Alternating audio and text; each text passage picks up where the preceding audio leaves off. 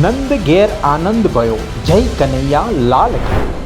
શામળાજીમાં મંદિરમાં ભક્તોએ દર્શન માટે લગાવી હોડ। મિત્ર મંડળ દ્વારા 101 મટકી ફોડ કાર્યક્રમ પણ યોજાયો। ભગવાનને સુવર્ણ હાર અને હીરા જડિત આભૂષણો પણ ધરાવાયા। ભગવાન કૃષ્ણનો જન્મોત્સવ હોવાને લઈને ભક્તોમાં અનેરો આનંદ વર્તાઈ રહ્યો હતો। ભગવાન કાળિયા ઠાકરના દર્શન કરીને ભગવાનને હેપી બર્થડે કહેવા જાણે કે ભક્તો રીતસરની ભીડ શામળિયા માટેના દરબારમાં લગાવી હતી અને ઉભરાઈ હતી।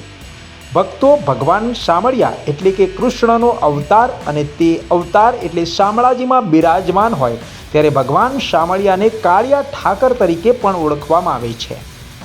પૌરાણિક મંદિર શામળાજીમાં ભક્તોએ કાળિયા ઠાકરના દર્શન કર્યા હતા। ભક્તોની ભીડ સાથે અહીં ભગવાન શામળિયાએ આ ભવ્ય દરબાર સમા સમગ્ર શામળાજીમાં ભક્તો દ્વારા સામૂહિક રીતે મટકી ફોડી અને જન્મદિવસની ઉજવણી કરવામાં આવી હતી। ભક્તોની ભીડ વહેલી સવારથી જ જોવા મળી હતી અને મોડી રાત્રે કૃષ્ણનો જન્મોત્સવમાં પણ ભારે ભીડ જોવા મળી હતી।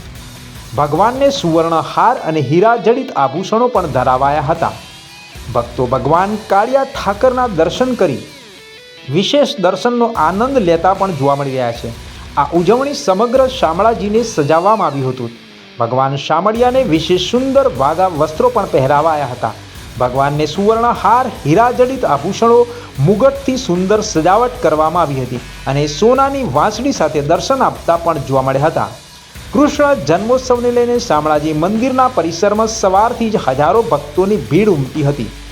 મંદિરના ટ્રસ્ટના વહીવટદાર દ્વારા કાર્યક્રમોનું અનેક આયોજન કરાયું હતું। કૃષ્ણ જન્મોત્સવ પર્વને લઈને હજારો ભક્તોએ પ્રસાદી માટે પણ ઉત્તમ વ્યવસ્થા અહીંયા જોવા મળી હતી। વિના શુલ્ક હજારો ભક્તોએ આ પ્રસાદીનો લાહવો પણ મેળવ્યો હતો।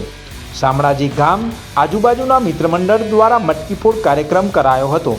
યુવાનોમાં ખૂબ જ ખુશી પણ જોવા મળી હતી। વરસાદની હેલીઓ સાથે કૃષ્ણ જન્મોત્સવ મનાવવામાં આવ્યો।